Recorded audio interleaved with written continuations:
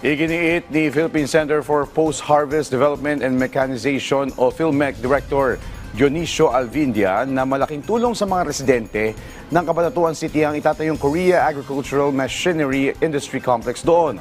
Ayon kay Alvindia, ang proyektong ito ay posibleng makalikha ng 10,000 trabaho. Bukod dito, lalago din ang ani at kita ng mga magsasaka.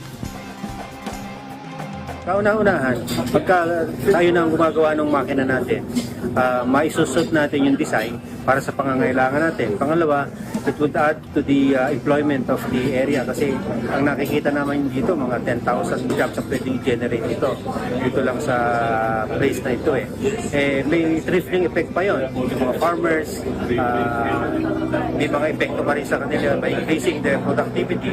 Siyempre, pati yung income ng lahat ay tataas yan. Kaya maganda ang epekto nito sa ating economy. Ang PhilMec naman, laging sinasabi nga natin, ay nag-iisip kung anong magandang technology ang pwede sa ating mga farmers para lalong mapaganda ang kanilang kita. At umasa kayo na itong comic na ito ay ganun din ang layunin para makapag-design at makapag-develop ng mga makinang na para sa ating Filipino.